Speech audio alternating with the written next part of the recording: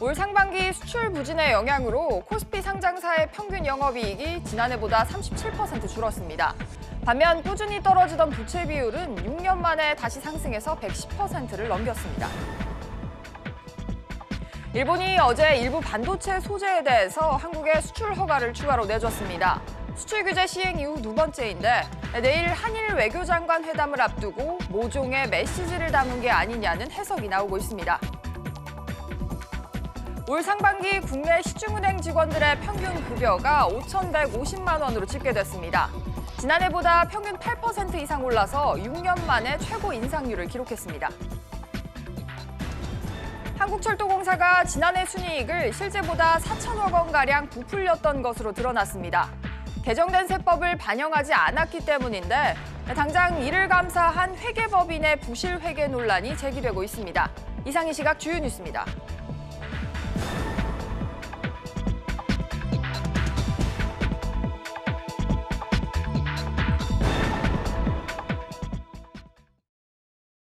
시청자 여러분 안녕하십니까? 뉴스 시작합니다. 올해 상반기 국내 상장사들의 영업이익이 크게 떨어진 것으로 나타났습니다. 미중 무역 분쟁은 물론이고 한일 경제 갈등의 여파로 하반기 실적 회복 여부도 불투명한 상황인데요. 자세한 내용 취재기자 연결해서 알아보겠습니다. 김성훈 기자. 네, 김성훈입니다. 네, 상반기 상장사들의 영업이익 성적표 어떻게 나왔습니까? 네, 한국거래소와 한국상장회사협의회는 12월 결산하는 코스피 상장사 574곳의 올해 상반기 영업이익이 55조 581억 원으로 집계됐다고 밝혔습니다. 지난해 같은 기간과 비교해 37%나 줄어든 수치인데요. 같은 기간 순이익도 43% 감소한 37조 4천여억 원을 기록했습니다. 매출액은 988조 원으로 0.8% 증가하는 데 그쳤습니다. 영업이익이 급감한 채 매출은 수폭 늘면서 수익성도 악화됐는데요. 매출액 대비 영업이익률은 5.57%를 기록해 지난해보다 3.35%포인트 하락했습니다. 여기에 분기별로는 1분기보다 2분기의 영업이익과 순이익 감소폭이 더 커져 부진의 골이 깊어지는 모습을 보였습니다. 네, 이렇게 기업들의 실적이 악화된 이유는 뭔지 또 하반기에는 좀 나아질지도 전해주시죠. 네, 대내외 수출 환경이 녹록지 않은 가운데 수출 주력 품목인 반도체의 부진이 컸습니다. 2분기를 기준으로 코스피 시가총액 1위인 삼성전자의 영업이익은 1년 만에 55%나 줄었고요. SK하이닉스는 영업이익이 88%나 급감했습니다. 하반기에도 실적 부진이 이어질 것이란 전망이 나오고 있는데요. 미중 무역 분쟁이 해결의 실마리를 풀지 못한 가운데 한일 경제 갈등까지 겹치면서 수출 기업들의 발목을 잡을 것으로 예상되고 있습니다. 여기에 자동차 업계의 노사 갈등도 변수로 꼽히고 있습니다. SBS CNBC 김성훈입니다. 이렇게 국내 상장사들의 영업이익이 줄어든 반면에 부채 비율은 크게 늘어났습니다.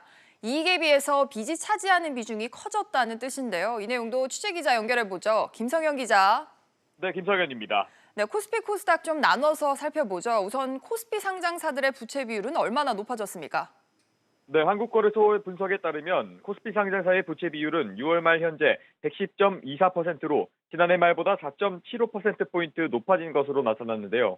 부채 비율이 상승한 것은 반기 기준으로 지난 2013년 상반기 이후 6년 만입니다.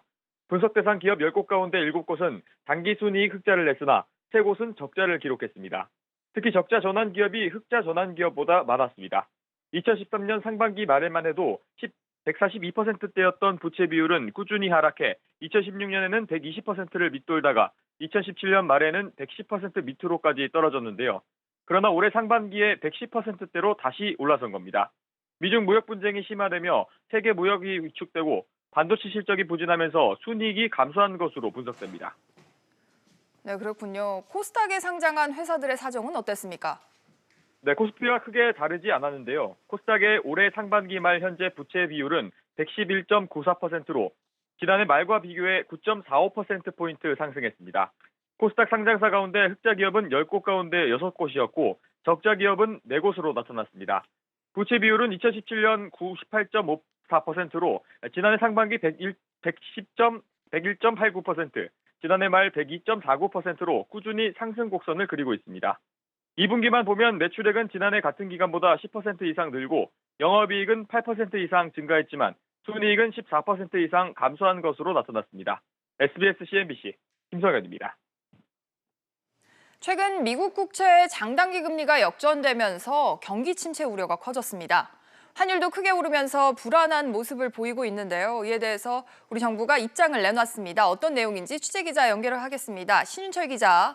네, 신윤철입니다. 네, 정부 대응 방침 바로 전해주시죠. 네, 오늘 금융당국은 거시금융경제회의를 열고 국내외 금융 외환시장 동향과 주요 리스크 요인들에 대한 대응 방향을 논의했습니다. 정부는 현재 1,200원대의 환율 수준이 적절하지 않으며 환율 문제가 미중 무역 분쟁과 중국 환율 조작국 지정, 홍콩 시위 등 외환 시장의 변동성이 확대된 영향을 받은 만큼 이를 지속적으로 모니터링하고 있다고 밝혔습니다. 또 만약 급격한 수급 쏠림이나 시장 불안이 발생할 경우 선제적이고 단호한 조치를 취할 것이라고 설명했는데 정부가 외환 시장에서 쏠림 현상이 발생할 때 선제 대응하겠다고 밝힌 것은 이번이 처음입니다. 다만 우리나라의 외환 보유액 등 대외 건전성 측면이 양호하고 글로벌 신용평가사들도 한국의 신용 등급을 안정적으로 유지하고 있다며 외환 시장에 대처할 능력이 충분하다고 설명했습니다. 네, 경기 침체 우려에 대해서는 정부가 어떤 입장을 밝혔습니까? 네, 금융당국은 미중 무역 갈등과 일본의 수출 규제 등이 중첩돼 우리 경제가 어려운 상황이지만 실물 경제나 금융 시스템 차원의 위기와는 거리가 멀다고 밝혔는데요. 특히 미국의 금리 역전 현상에 대해 경기 침체 신호로 보기에는 이르다는 입장을 내놨습니다. 김용범 기획재정부 1차관은 현재 금리 역전 현상이 미국 국채에 대한 선호도가 높아져 발생한 일시적인 현상이고 또 경기 침체가 발생하려면 금리 역전 현상이 장기간 고착화돼야 하는데 현재는 바로 해소됐다고 설명했습니다. 또 실물 경제 회복을 위해 수출 활성화 대책과 추석 민생 안전 대책 등도 빠른 시일 내 발표할 방침이라고 덧붙였습니다. SBS CNBC 신윤철입니다.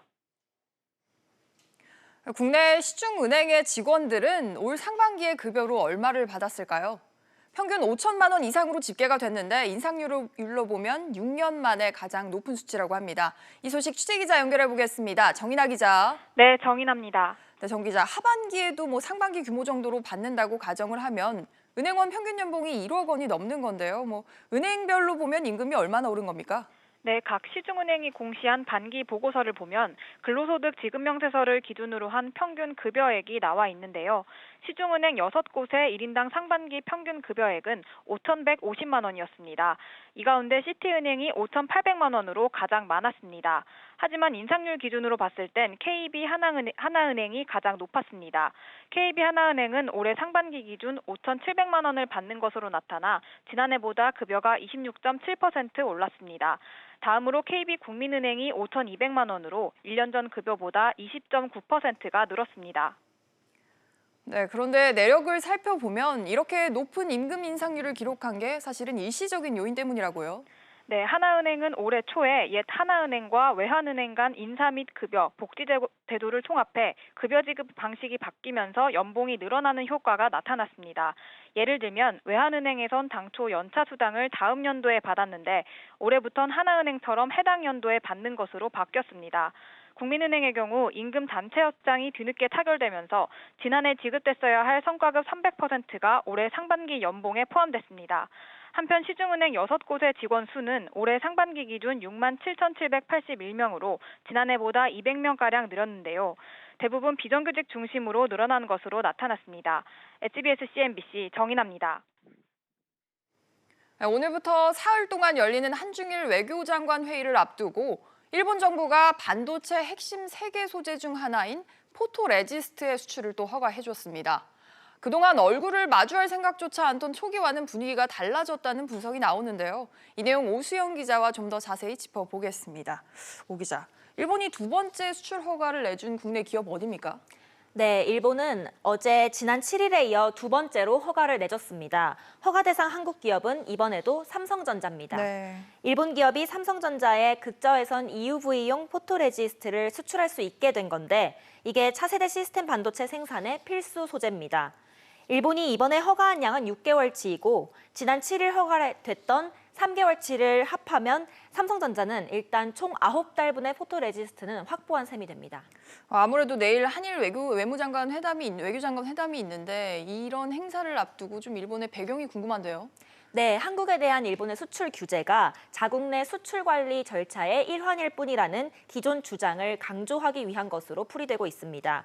수출 신청이 접수가 됐고 군사 전용 가능성이 없는 물품이라면 일단 허가를 내주긴 해야 국제 여론전 등에서 정당성을 확보할 수 있기 때문인데요.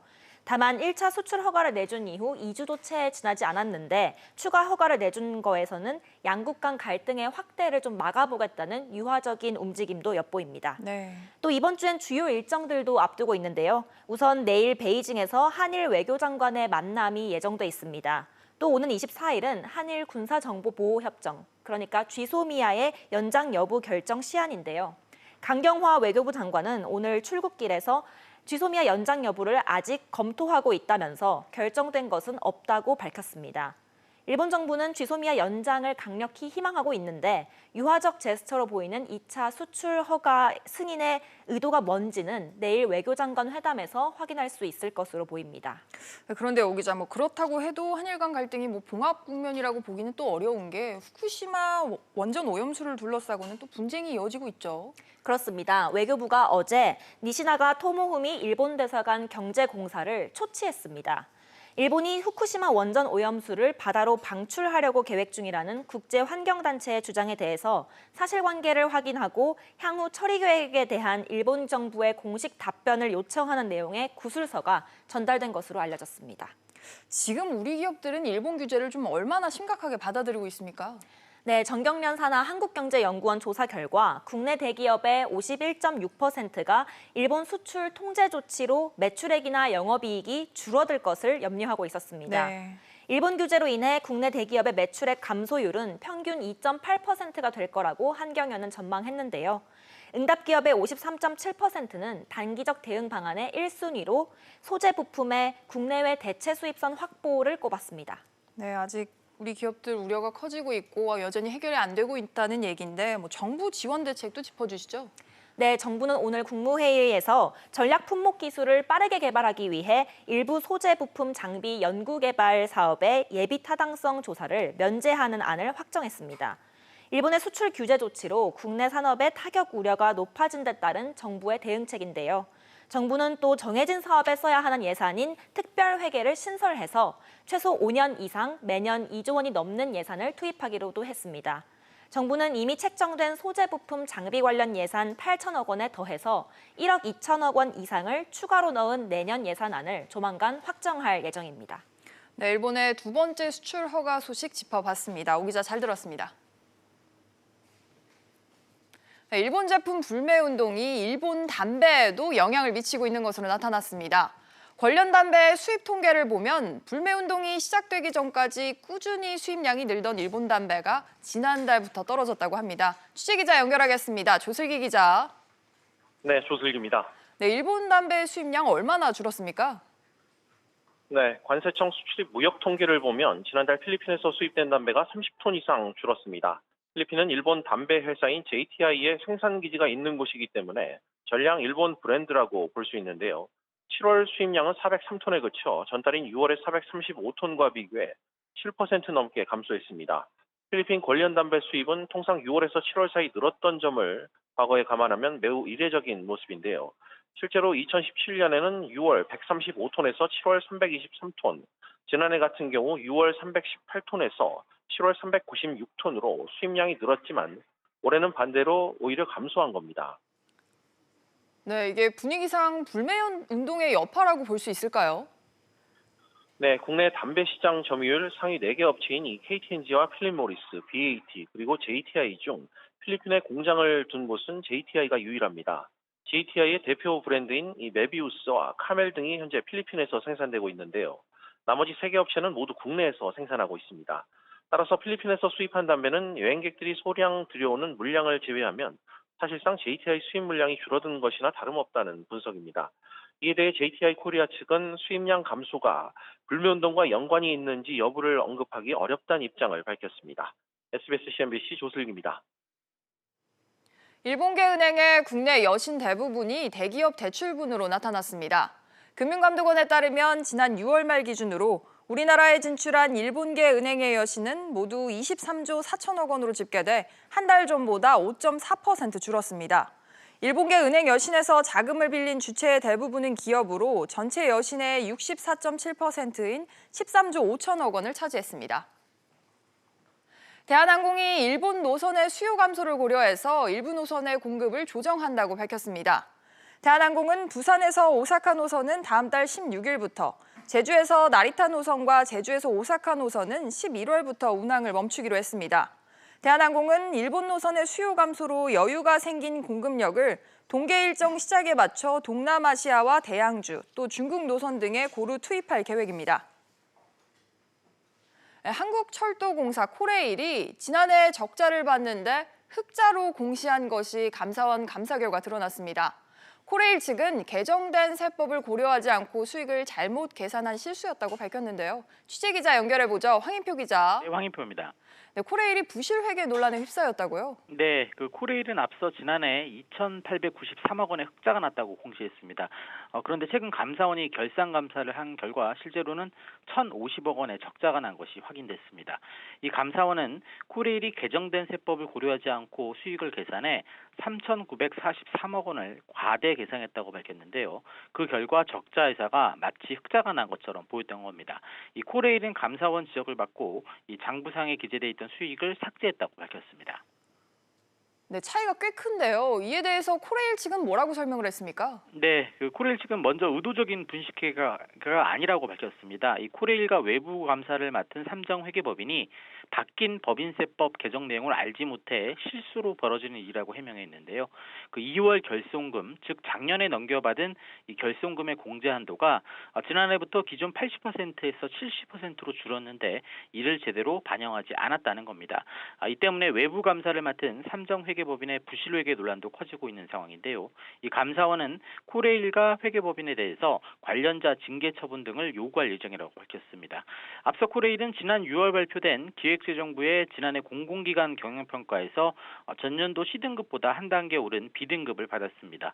또 지난해 직원들에게 전년보다 300만 원가량 늘어난 1인당 평균 1,000만 원의 성과급과 상여금을 지급했습니다.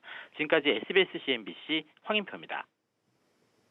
다음 소식입니다. 현대자동차가 신흥시장인 인도법인에 대해서 일시적인 감산 조치에 들어갔습니다. 현지 경기 침체 여파로 판매량이 줄자 일부 공장 가동을 중단한 것인데요. 취재기자 연결하겠습니다. 윤지혜 기자. 네, 윤지혜입니다. 네, 앞서 현대차가 중국 베이징 공장도 가동을 중단했었는데 이번에는 인도 공장의 가동을 멈춘다고요? 네, 인도 첸나이시에 위치한 현대자동차 공장이 지난 10일과 12일 일부 조립 공정 라인의 운영을 하지 않았습니다. 이 밖에도 1, 2 엔진 공장의 일부 생산 라인이 이번 달 중 수일간 가동을 멈추는 방안을 고려 중인데요. 인도 현지 시장 침체가 장기화되고 있기 때문입니다. 현대차 관계자는 시장의 요구에 부합하게 유연한 제조 공정을 하고 있다고 전했습니다. 네, 인도 현지 시장이 어느 정도로 상황이 나쁘길래 이렇게 조치를 취한 것입니까? 네, 올 상반기 인도 시장 승용차 판매량은 155만 7천여 대로 지난해보다 10% 넘게 줄었습니다. 인도의 경제 성장이 둔화된 데다 45년 만에 최대 실업률 등을 기록하면서 소비 심리가 약해진 영향인데요. 공장 가동을 중단한 곳은 비단 현대차만이 아닙니다. 마루티와 도요타, 마힌드라 등 인도의 다른 완성차 업체도 생산량을 줄이기 위한 감산에 들어갔습니다. 네, 그런데 인도법인은 현대차가 해외 법인 가운데 공을 들이고 있는 것으로 알고 있는데 우려가 커지고 있을 것 같습니다. 네, 맞습니다. 중국 대신 인도를 차세대 전략 시장으로 점찍은 현대기아차는 비상이 걸렸습니다. 현대차는 인도 시장에서 점유율 2위를 차지하고 있는데요. 기아차도 이번 달 인도 아난타푸르 공장에서 소형 SUV 셀토스 생산을 시작하면서 인도 시장을 적극적으로 공략하고 있었습니다. 현대차마저 공장 가동을 중단하고 있어서 전망이 밝지 않다는 우려가 나옵니다. SBS CNBC 윤지혜입니다. 자동차와 조선업계 노조가 파업에 들어갔습니다. 경영 악화를 호소하는 회사와 맞부딪히고 있는 건데요. 취재기자 연결해보죠. 이한나 기자. 네, 이한나입니다. 네, 한국GM과 현대중공업 노조가 파업에 들어간다고요? 네, 한국GM은 오늘부터, 현대중공업은 내일부터 파업에 들어갑니다. 한국GM 노조는 오늘부터 내일까지 이틀간 부분 파업에 나섰는데요. 오는 22일 추가 파업 가능성도 있습니다. 이어서 현대중공업 노조는 금속노조 총파업에 동참해 내일부터 3시간 파업에 들어갑니다. 네, 한편 현대자동차 노조는 오늘 그 파업 여부를 결정하는 거죠. 네, 현대차 노조는 금속노조 파업 동참 여부를 오늘 오후에 결정할 예정입니다. 노조는 오늘 임금단체협약 교섭 후 중앙쟁의대책위원회를 개최해 파업 여부와 향후 방침 등을 논의하게 되는데요. 오늘 교섭에서 기본급 인상, 상여금을 통상임금에 적용하는 문제 등과 관련해 회사와 얼마나 입장 차이를 줄이느냐에 따라 파업 여부가 결정될 것으로 보입니다. 네, 그런데 이 기자, 자동차의 경우 사실 국내외 환경이 만만치 않은 상황이죠. 네, 한국GM은 지난해 2월 이후 내수 시장에서 부진을 거듭하고 있습니다. 올 7월까지 내수 판매가 4만 2천여 대로 2년 전의 절반 수준에 그쳤습니다. 현대차 역시 올해 상반기 내수뿐 아니라 해외에서도 판매 부진으로 어려움을 겪고 있습니다.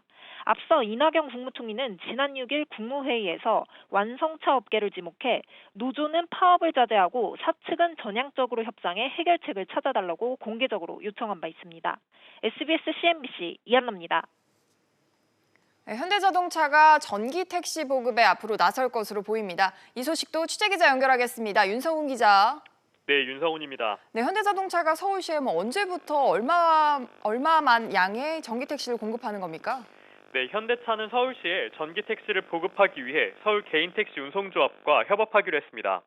서울시는 오는 26일부터 10월 말까지 전기 택시 사업자 2차 모집을 시작하는데요.